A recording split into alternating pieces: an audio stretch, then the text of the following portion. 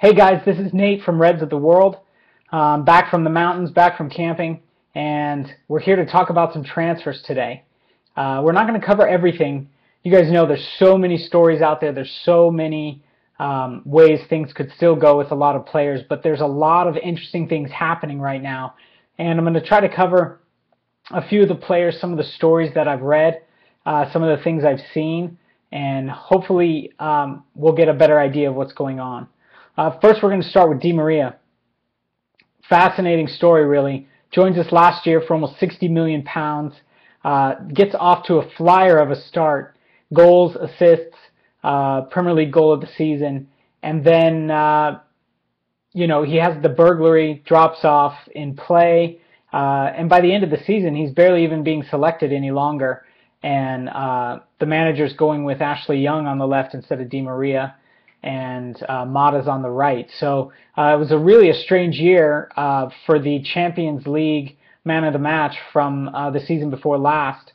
And when we signed him, obviously we were all through the roof excited, but now there's a lot of speculation.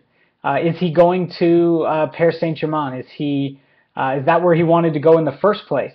But they couldn't pay. United could, and he was still interested in coming to United. After a tough first season, after some personal issues off the field with the burglary of his house, a lot of the things we read about, is he going to stay? Is he going to go? That's still up in the air. A lot of reports, basically and only coming from French reporters, saying that he's off, that United and PSG have all but agreed a deal, that Friday, which is basically 2 days from now, he's going to be presented as a PSG player, and they're basically going to pay about £50 million for him. And now those stories are picking up. There's not a lot coming from any other media outlets, but mainly just from France. So it's really hard to know what's happening. The reports are consistent, and there's so many of them that it's really hard to doubt them. But at the same time, no one else has picked up on the story. But tonight it was interesting. beIN Sports, on one of their Arab channels, basically came out and said that the deal is done.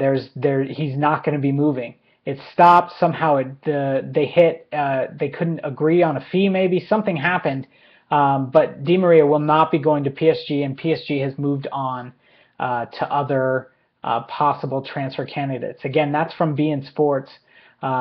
Just a few hours ago, some of the tweets came through about that. So that's really fascinating stuff with DiMaria. It's hard to tell what's going to happen with him and what's going to do. He had some great interviews at the beginning of the summer before he was off to the Copa, talking about how he wanted to come back his second season, how he normally struggles his first season, but once he gets his feet under him, he plays the type of football that he wants to play. And I know every United fan, including myself, that's the DiMaria we're looking for. We're looking for the guy who runs at people, who creates, and who just plays happy football. And so it's disappointing if he moves on. I don't want him to leave. I don't think United should let him leave. I think they should keep him here. I think we should work with him and make it happen.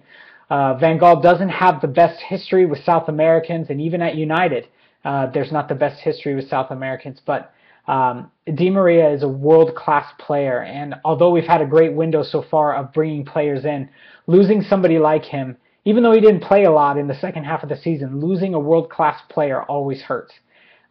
He may want to leave, and maybe that's worth it. Maybe we should let him go because he wants to. If he doesn't want to be here, then we should let him go. And I'm almost of the mind of that. Woodward said 2 summers ago in his interview, while the squad was on tour, that they want players at United who actually want to be at United. And I can't complain about that. So if he wants to be off, maybe they'll let him. But it sounds like Woodward wants his marquee signing to stay at the club. And if he's leaving, you have to understand, and we all have to understand, that Van Gaal and Woodward knew about this in advance, and they're already working on something as a replacement. So we spent a few minutes on DiMaria, as we should have. I don't think he should leave. I don't think he's going to leave. Obviously, there's still a possibility. Silly season is just that.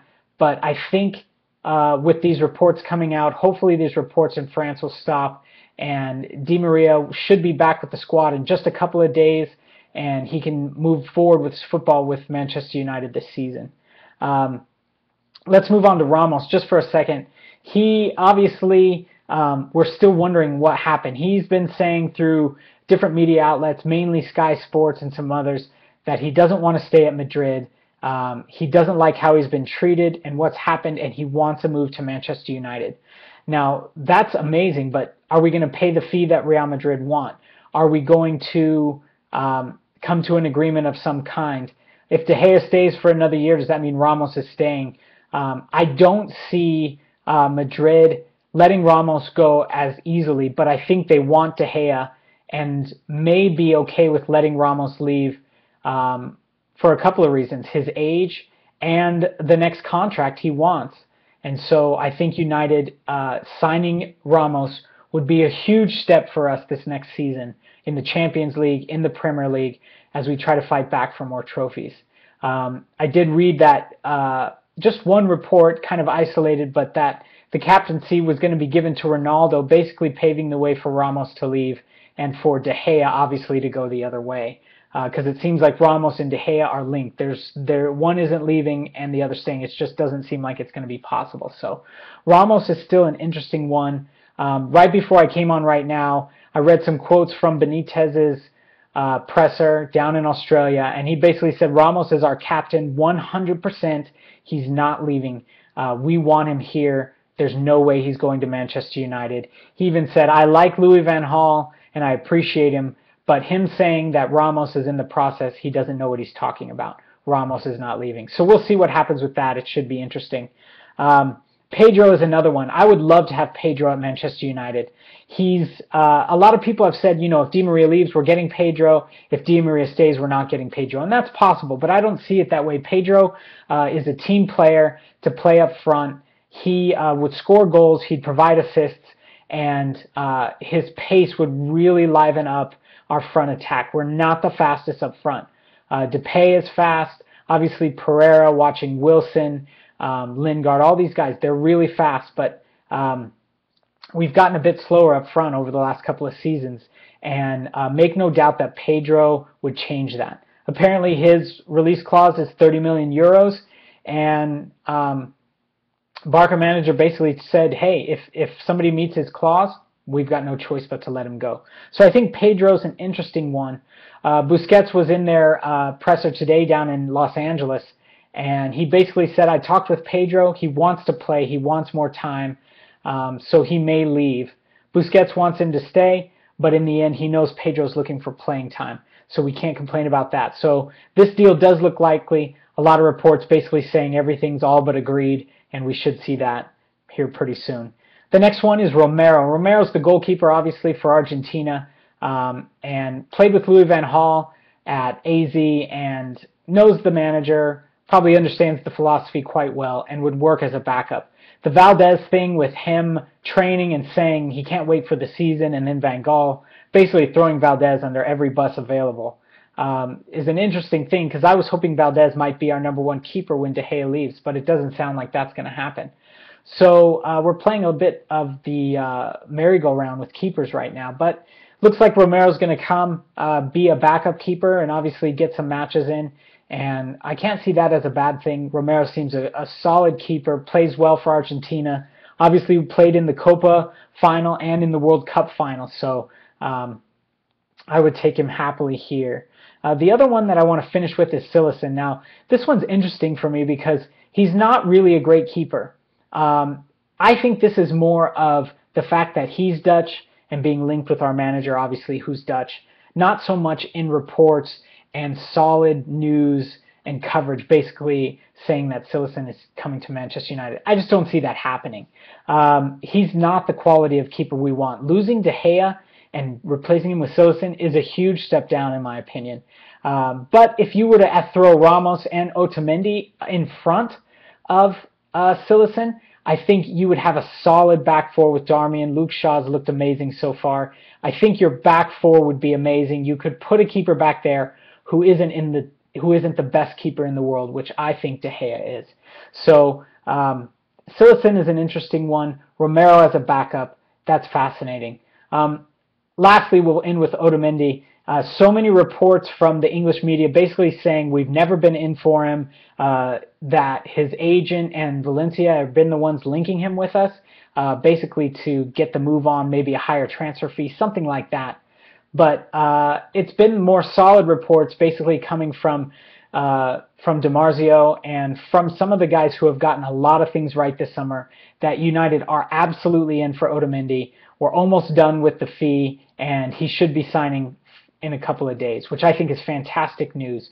We want somebody with aggression. Rojo's already back there. Adding another Argentinian, even adding Ramos, another Spanish speaker, we really are setting up a really solid back four.